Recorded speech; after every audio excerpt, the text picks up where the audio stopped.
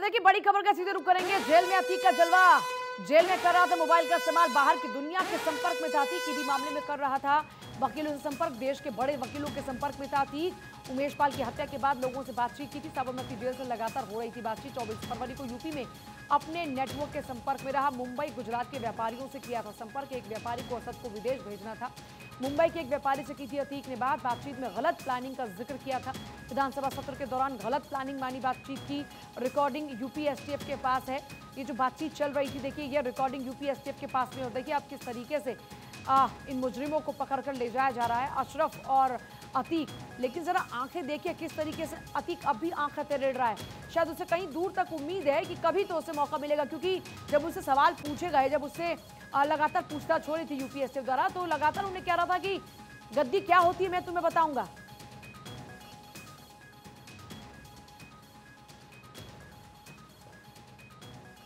कन्हैया मेरे साथ, मेरे सहयोगी इस वक्त जुड़ रहे हैं। कन्हैया कैसे तो रुक करेंगे। कन्हैया, अब उस पूरे नेक्सस का पता लगाया जाएगा जिस नेक्सस के जरिए अभी भी अपने साम्राज्य को बचाए रखने की फिराक में था अतीक अहमद। देखिए, आपको बता दें कि आज की जो बात है, आज की जिस तरीके से प्रशासन और उत्तर प्रदेश की सरकार ने जिस तरीके के कदम उठाए हैं अतीक अहमद को लेकर के या आपराधिक गतिविधियों को लेकर के, तो ये एक ऐतिहासिक दिन है। अगर आज का दिन देखा जाए तो आज के दिन ये सबके सामने है, जो यूपी की जनता है, इसके अलावा देश के सामने है। और एक ये बहुत अच्छा उदाहरण है कि जो सत्ता का हनक है और प्रशासन की जो चुस्ती है वो देखने को आज मिली है कि इस तरह से अतीक अहमद सालों साल यहाँ पर, अगर हम प्रयागराज की बात करें, उत्तर प्रदेश की बात करें, लगातार किस तरीके से उसका आतंक फैला हुआ था, किस तरीके से वो माफिया, एक बड़े माफिया के रूप में जाना जाता था। उसकी जितनी भी जो सारी बातें हैं, जितनी भी चीज़ें हैं, वो अब धीरे धीरे करके खुफिया एजेंसी और पुलिस जांच के दायरे में आ रही हैं। लेकिन ये बात भी सही है कि अगर अतीक अहमद का इतना बड़ा कद होता है तो ना ही राजनीतिक संरक्षण और ना ही जो है प्रशासन की मदद से नहीं हो सकता। तो जो भी सारे इनपुट हैं वो लगातार उत्तर प्रदेश की पुलिस, एटीएस और जो भी खुफिया जाँच एजेंसियाँ हैं वो सारे इकट्ठा कर रही है। इसके अलावा उत्तर प्रदेश की सरकार की ये मंशा है कि अपराध पर किस तरीके से कंट्रोल करना चाहिए। अपराधियों को मिट्टी में मिला देने वाला जो वाक्य है मुख्यमंत्री योगी आदित्यनाथ का, वो साफ इस समय धरातल पर देखा जा सकता है। अतीक अहमद की जो जांच एजेंसियां जो जांच कर रही हैं उसमें कई ऐसे इनपुट्स मिले हैं जिसमें अतीक अहमद के जो संबंध थे वो दाऊद इब्राहिम से थे, दाऊद इब्राहिम ग्रुप से थे, डी ग्रुप से थे। उसके भी जो लिंक्स हैं उसकी भी जांच पड़ताल की जा रही है। इसके अलावा पाकिस्तान से भी ऐसे इसके लिंक थे, उसकी भी जांच की जा रही है। किस तरीके से ये लोगों को डरा के धमका करके उनसे वसूली करता था, किस तरीके से अपना नेक्सस बनाने की कोशिश करता था, किस तरीके से इतना बड़ा नेक्सस इसने बनाया था, उन सभी चीज़ों की जाँच की जा रही है। अभी तक अतीक अहमद के जानने वाले, उसके पहचान वाले, उसकी मदद करने वाले और किन किन लोगों को उसने परेशान किया था, किन किन लोगों का जमीन कब्जा किया था, उन सभी का इनपुट्स निकाला जा रहा है। सालों साल पुरानी जो फाइलें हैं, जो उसके लिए जो लोग शिकायत नहीं करते थे, लोग डरते थे, उन लोगों से संपर्क किया जा रहा है और हर एक चीज़ को खंगाला जा रहा है। और सबसे अहम बात यह है कि आप ये देखो कि आज जो है अतीक अहमद जो एक बहुत बड़ा नाम अपने आप को समझता था, जिस तरीके से वो बहुत बड़ा अपराध से जुड़ा हुआ था, उसके पूरे परिवार के ऊपर एफआईआर है। इस समय अतीक अहमद से लगातार पूछताछ चली है। इस समय जो अशरफ है उससे पूछताछ चल रही है। पुलिस ने रिमांड पे लिया है। अतीक अहमद का जो लड़का है जिसने सरेआम गोली मारी है और अपने आप को, अपना जो एक तरीके का जो नेक्सस है उसको हमेशा कायम रखने के लिए, लोगों के अंदर डर बनाने के लिए, उमेश पाल की हत्याकांड का जो सीसीटीवी फुटेज था उसमें वो साफ नजर आ रहा था। वो अगर देखा जाए तो पुलिस मुठभेड़ में वो मारा गया। आज उसका जो अंतिम जो क्रियाक्रम होता है वो मतलब हो चुका है। और हर एक तरीके से अतीक का जो पूरा नेक्सस है उसको उत्तर प्रदेश सरकार तोड़ रही है।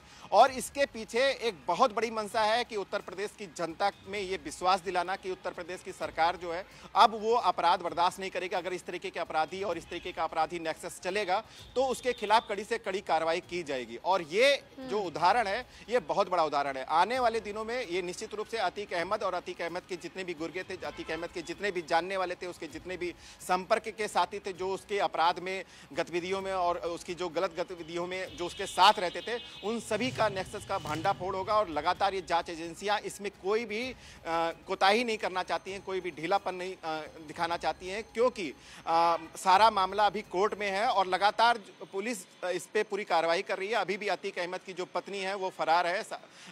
बताया जा रहा था कि वो अपने लड़के के जो उसका वहाँ पे जहाँ पर अंतिम क्रियाक्रम होगा, जहाँ पर जिस तरीके से कब्रिस्तान में उसको दफनाया जाएगा, वहाँ पर वो आएगी। लेकिन वहाँ पर वो आई नहीं। और अगर देखा जाए तो पूरे इलाहाबाद ही नहीं, पूरे आप प्रयागराज में आने की बात करें या प्रयागराज से जाने की बात करें, जितने भी चेक पोस्ट हैं, जितने भी एंट्री गेट हैं, और हर इलाके में जहाँ जहाँ पर पुलिस को इनपुट मिल रहे हैं वहाँ पे इस समय भी लगातार गश्त चल रही है। सैकड़ों की संख्या में पुलिस बल को लगाया गया है। इसके अलावा लखनऊ से लगातार जो विजिलेंस की टीम है उसकी निगरानी की जा रही है। जो बड़े पुलिस अधिकारी हैं, चाहे वो एटीएस के हों, चाहे वो राज्य सरकार के हों, वीडियोस भी सामने आ रहे हैं जहां पर जब कोर्ट में ले जाया जा रहा था अतीक अहमद को, उस दौरान में बाकायदा जो वहां पर वकील थे वो गालियां तक दे रहे थे।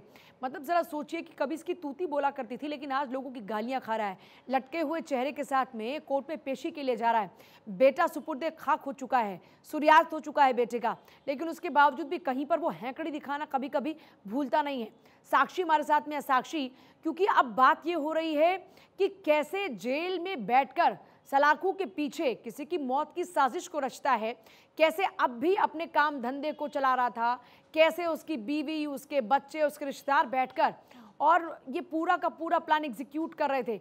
ऐसे 100 से ज़्यादा नाम अब पुलिस के रडार पर हैं जिनसे ना सिर्फ पूछताछ होगी बल्कि उनको या तो बुलडोजर का सामना करना पड़ सकता है, साथ ही पुलिस के एक्शन का सामना भी करना होगा। बिल्कुल पूजा, देखिए देखते ही देखते इस मामले में जैसे जैसे इन्वेस्टिगेशन आगे बढ़ रही है वैसे वैसे नए रूप भी ये केस अख्तियार करता जा रहा है। मैं आपको बता दूं कि एक सबसे बड़ा अपडेट जो सूत्रों के मुताबिक खबर सामने आ रही है वो ये है कि अतीक का कॉल डेटा रिकॉर्ड जो है वो पुलिस के हाथ लगा है। पुलिस उसको भी इन्वेस्टिगेट कर रही है क्योंकि वो अपने जेल में बैठकर व्हाट्सएप के जरिए ये सारा जो नेक्सस था उससे ऑपरेट कर रहा था, उसके कॉन्टैक्ट में था और उसी के थ्रू ये पूरी प्लानिंग जो थी वो रची गई। जिस तरह से उसका बेटा असद बाहर था और उसकी बेटी, उसकी पत्नी शाइस्ता बाहर थी और उनको इंफॉर्मेशन ये व्हाट्सएप के जरिए, ग्रुप के जरिए मुहैया करवा रहा था। साथ साथ मैं आपको बता दूं कि जब उमेश पाल की हत्या की गई उसके बाद भी ये कहा जा रहा है कि पुलिस को एक रिकॉर्ड मिला है जिसमें ये बाहर अपने गुर्गों से अपने लोगों के साथ संपर्क में था और उसने फोन पे ये बात बोली है कि जो टाइम उन्होंने चूज किया यानी कि 24 फरवरी जिस दिन हत्याकांड होता है वो टाइम गलत था क्योंकि विधानसभा सत्र उस दौरान चल रहा था और कहीं ना कहीं ये चीज उसकी मुश्किलें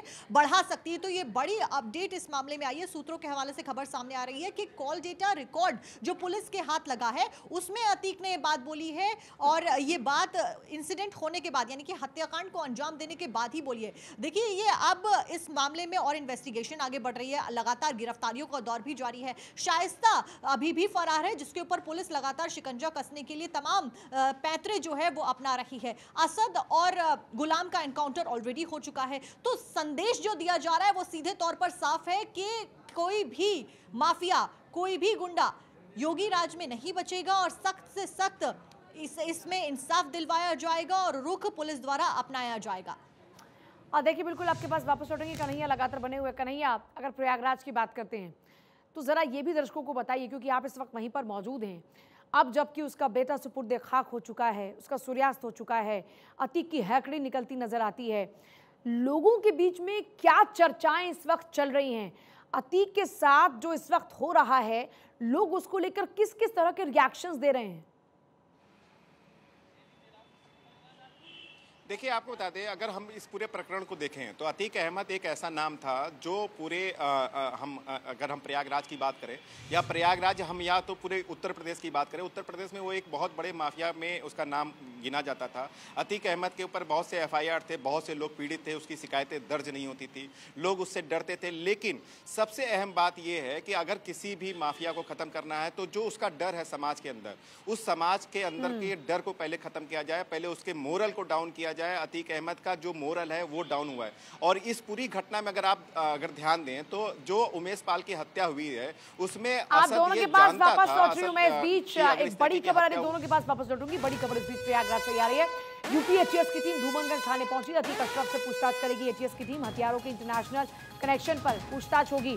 देखिए ये जो ATS की टीम है वो पूछताछ करेगी इंटरनेशनल कनेक्शन को लेकर, क्योंकि ISIS के साथ में क्या कनेक्शन है और अभी ये भी जानकारी मिली कि कोई पाकिस्तानी कनेक्शन जो है वो एस्टैब्लिश हो रहा है। तो कैसे, कौन वो लोग थे, ये एक बड़ा इस वक्त इस पूरे मामले में नया एंगल आया। यूपी ATS की टीम पहुंची है, अतीक अशरफ से पूछताछ करेगी ATS की टीम और पूछताछ करेगी कि जो हथियारों का इंटरनेशनल कनेक्शन है वो कैसे स्टैब्लिश हुआ, क्योंकि इसके बेटों के पास में और गुलाम के पास में इंटरनेशनल हथियार थे, वो आखिरकार कैसे आए, विदेशी हथियार इन तक कैसे पहुंचे, ये एक बड़ा सवाल है। माफिया अतीक से जुड़ी सूत्रों के हवाले से ये बड़ी खबर इस वक्त आपको बता रहे हैं। अतीक के डॉन दाऊद से कनेक्शन का खुलासा जानकारी सूत्रों से है, खुफिया एजेंसी को अहम जानकारी मिली है, ये बड़ी जानकारी इस वक्त आपको दे रहे हैं। अतीक अहमद का D company connection, D company से हथियार लेता था, छोटा शकील का गुर्गा हथियार देता था, यह जानकारी सूत्रों से माफिया अतीक से जुड़ी ये बड़ी खबर इस वक्त आपको दे रहे हैं। देखिए ये जो डी कनेक्शन है अतीक का, ये उसके लिए और मुश्किलें बढ़ाएगा। अवनीश विद्यार्थी हमारे साथ में जुड़ रहे हैं, सीधे यूपी एडिटर अवनीश का रुख करेंगे। अवनीश, अभी तक इंटरनेशनल कनेक्शन की बात हो रही थी, लेकिन ये जो डी कनेक्शन, डी कंपनी के साथ जो कनेक्शन एस्टैब्लिश हुआ है, इसको लेकर ज्यादा जानकारी चाहेंगे आपसे। देखिए, अपराध की दुनिया में जैसे जैसे अतीक अहमद का नाम, अतीक अहमद का सिक्का जो है वो जमता चला गया, वैसे वैसे उसके गुनाहों की फहरिस्त लंबी होती चली गई। गुनाहों की फहरिस्त लंबी होती चली गई तो उसके हाथ भी लगातार, पैर भी लगातार फैलने लगे और उसने अपना दायरा प्रयागराज और आसपास के इलाकों यानी कौसाम्बी, फतेहपुर, इन सब इलाकों से आगे निकालते हुए उत्तर प्रदेश की सीमा से बाहर रखा। गुजरात, महाराष्ट्र, राजस्थान, तमाम सारे इलाकों में जहाँ इसके करीबी लोग काम कर रहे थे, उन इलाकों में इसने अपने नए ऑपरेटिव्स बनाए, नए एक पूरा एक सिस्टम, एक पूरा तंत्र जो है वो खड़ा किया, जहां पर वकीलों, जहां अधिकारियों, जहां तमाम सारे इस तरीके से सफ़ेदपोश लोगों की मदद लेकर के उसने अपने काम धंधे जमाए, साथ ही साथ रंगदारी वसूली का एक नेटवर्क पूरा खड़ा किया। जिन जगहों पर डी कंपनी को या फिर आईएसआई को या फिर किसी को किसी तरह के सिस्टम की ज़रूरत होती थी, एक तंत्र की ज़रूरत होती थी, तो वो तंत्र मुहैया कराया जाता था। जो रिपोर्ट भारत 24 के पास एक्सक्लूसिव मौजूद है, जो कल भी हमने अपने दर्शकों से शेयर की थी कि किस तरीके से जो आईएसआई के एजेंट्स थे उनको लगातार जो है भूमिका दी गई, उनकी लगातार अतीक अहमद मदद करता रहा। अतीक अहमद की खुद की, इसके अलावा उसके भाई अशरफ की आईएसआई के एजेंट से, कमांडर से, सलीम उर्फ पतला से लगातार मुलाकात हो रही थी, लगातार एक्सचेंज ऑफ इंफॉर्मेशन हो रहा था, लगातार जो तंत्र था उसकी मदद की जा रही थी, जो भी आवश्यक चीज़ें होती थी, हथियार वगैरह वो मुहैया कराते थे, नक्शे वगैरह मुहैया कराते थे, जो आवश्यक जानकारी थी वो मुहैया कराई जाती थी। तो ये तमाम ऐसे तथ्य थे जो बेहद गंभीर थे और यही वजह है कि जब आईओ को 12 तारीख को जब अतीक अहमद यहाँ लाया गया प्रयागराज में और उससे पूछताछ हुई तो ये तमाम अहम बातें उससे पूछताछ से पता चली। ठीक उसी तरीके से 13 तारीख को अशरफ से पूछताछ हुई और उसमें भी कई सारी महत्वपूर्ण चीज़ें जो है वो सामने आई। जो एक महत्वपूर्ण रिपोर्ट जिस पर हम लोग बात कर रहे थे जो सामने आई है, उससे ये पता चला है कि साबरमती की जेल में रह करके, जो भारत 24 के पास एक्सक्लूसिव है, साबरमती की जेल में रह करके अतीक अहमद लगातार एक पूरा तंत्र चला रहा था। साबरमती की जेल के अंदर से वो लगातार मोबाइल फ़ोन से कनेक्टेड था, एक ही नंबर से लगातार वो तमाम अलग अलग तरह के लोगों, जिसमें राजनेता भी शामिल थे, इसमें वकील भी शामिल थे, जिसमें प्रयागराज और आसपास के व्यापारी भी शामिल थे, कुछ मुंबई के व्यापारी शामिल थे, गुजरात के व्यापारी शामिल थे, जिनके माध्यम से आर्थिक लेन देन भी किया गया, जिनके माध्यम से सहयोग मांगा गया, जिनके माध्यम से ईडी की जाँच में बचने के लिए वकीलों से जो है कोशिश की गई कि अदालत में नेटवर्किंग की जाए। तो इस तरह की अलग अलग कोशिशें अतीक अहमद लगातार कर रहा था और न सिर्फ इस घटना के पहले यानी 24 फरवरी के पहले, बल्कि 24 फरवरी के अगले दिन से ही ये सिलसिला फिर से उसने शुरू किया। मार्च के पहले सप्ताह में ही उत्तर प्रदेश के कई सारे ऐसे महत्वपूर्ण लोगों से उसकी बात हुई, इसमें राजनेता भी थे, इसमें व्यापारी भी थे, जिनसे उसने अपने परिवार को लेकर के मदद मांगी, जिससे उसने अपने परिवार में अपने बेटे को लेकर के मदद मांगी, अपनी पत्नी को पनाह देने के लिए मदद मांगी, आर्थिक मदद मांगी, इस तरह की मदद मांगी कि ये जो शिकंजा सरकार का कसा हुआ है ये किसी तरीके से कमजोर पड़े, ढीला पड़े, ताकि अतीक अहमद राहत की सांस ले पाए। वो पैरवी में नहीं आना चाहता था। बाकायदा अदालत के अंदर भी जिस तरीके से कुछ रिकॉर्डिंग्स हम लोगों ने इंटेलिजेंस एजेंसीज की सुनी है, उसमें पता चलता है कि वो जज से खुद ये गिड़गिड़ा रहा है, गुहार लगा रहा है कि साहब अगर मेरी पेशी, मुझे मेरा जो चार्ज फ्रेम है वो वीडियो कॉन्फ्रेंसिंग के माध्यम से हो सकता है। जब आज वीडियो कॉन्फ्रेंसिंग के माध्यम से हमको सजा हो सकती है, फांसी तक हो सकती है, तो फिर मुझे साबरमती से यहाँ क्यों लाया जा रहा है? मुझे बार बार जो है इस तरीके की आशंका लगती है कि मेरी जान को खतरा है। वो अदालत के अंदर लगातार गुहार कर रहा था, बार बार ये कह रहा था कि मेरी वीडियो कॉन्फ्रेंसिंग के ही माध्यम से पेशी कराई जाए। उस जेल को उसने अपना एक ऐसा ठिकाना बना लिया था, जेल के तंत्र को एक ऐसा ठिकाना बना लिया था जहां से आसानी से वो अपने गैंग के साथ ऑपरेट कर पा रहा था। उत्तर प्रदेश की 1 दर्जन से ज्यादा ऐसी जेलें हैं जो लंबे समय से अतीक अहमद का, उसके परिवार के लोगों का ठिकाना रही हैं। ऐसे में जब उत्तर प्रदेश से बाहर गया तो इस बात की उम्मीद थी कि शायद उन जेलों से वो नेटवर्किंग नहीं कर पाएगा, लेकिन इतना शातिर था कि वहां भी इसने अपने सिक्के जमाए और वहां से भी लगातार वो संपर्क में रहा। आर्थिक लेन देन, लोगों से मदद, प्रयागराज और आसपास के इलाकों के तमाम सारे ठेके जमीन के सौदों में उसकी जिन जेलों में दखल थी। सजा के लिए भेजा जाता है, वो जेल वहां पर सजा नहीं है ऐसे लोगों के लिए, बल्कि उनके लिए सेफ ठिकाना है, क्योंकि वहां बैठकर एक तरीके से वो पुलिस के अंडर में हैं, वो गुनाह की सजा पा रहे हैं, लेकिन वो वहां बैठकर और गुनाह कर रहे हैं। देखिए, आप फहरिस्त देखिए, अतीक अहमद, मुख्तार अंसारी, इनकी पूरी कुंडली अगर आप क्राइम कुंडली खंगालेंगे तो आपको दिखाई पड़ेगा किस तरीके से जेलों के अंदर से गुनाह करते रहे। 30-30 साल उनको जेलों के अंदर हो चुका है, लेकिन उनके चेहरे पर सिकन नहीं दिखाई पड़ती थी। अतीक अहमद के चेहरे पर सिकन अब दिखाई पड़ी जब उसके बेटे का इनकाउंटर हो गया, जब उसकी पत्नी फरार है, उसके 4 बच्चे पहले से ही जो है वो सुरक्षा के अंदर, यानी जेल के अंदर 2 बड़े बेटे, बालिग बेटे और 2 बाल संरक्षण गृह में है। तब जाकर के उसके चेहरे पर, माथे पर बल आया, तब जाकर के उसका चेहरा लटका हुआ दिखाई पड़ा। आप मुख्तार अंसारी को देखिए, अभी कुछ दिनों पहले ही लखनऊ में पेशी पे आया था, चेहरे पर एक शिकन नहीं थी।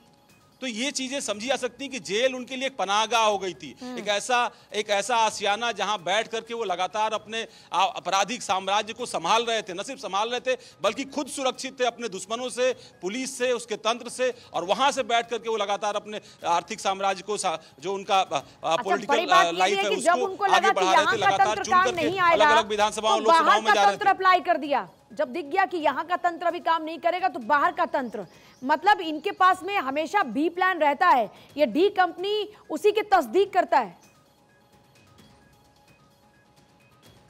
जी हाँ, बिल्कुल। और इसी वजह से देखिए, नेटवर्क आपका कहीं हो सकता है। उत्तर प्रदेश में प्रयागराज और आसपास के इलाकों में लोग मानते थे कि अतीक अहमद का सिक्का है, वहां उसका नेटवर्क है, लेकिन जैसे जैसे जांच आगे बढ़ रही है, नेटवर्क पश्चिमी उत्तर प्रदेश के अंदर, हरियाणा के अंदर, राजस्थान के अंदर, गुजरात के अंदर, महाराष्ट्र के अंदर, मध्य प्रदेश के अंदर दिखाई पड़ता है। और ये समझ में आता है कि ये जो तमाम आतंकी संगठन या इस तरीके के अंडरवर्ल्ड के जो कनेक्शंस हैं, ये एक दूसरे की मदद करते थे और एक पैरेलल एक सिस्टम खड़ा कर रखा था, जिसमें उनका गुर्गा इनकी मदद करता था, इनका गुर्गा उनकी मदद करता था। तो एक चेन ऑफ सप्लाई जो है, वो चाहे हथियारों की हो, पैसों की हो, इंफॉर्मेशन की हो, वो कंटिन्यू रहती थी। वो यहाँ पर भी बहुत साफ दिखाई दे रही है। और इसमें बहुत सारे व्यापारियों की भी मदद ली गई है। कुछ व्यापारी जो मुंबई से आते हैं, उनसे बड़ी कड़ी पूछताछ की गई थी, खासतौर पर चूंकि अतीक ने उनसे संपर्क किया था। अशरफ ने बरेली जेल से टेलीफोन से 25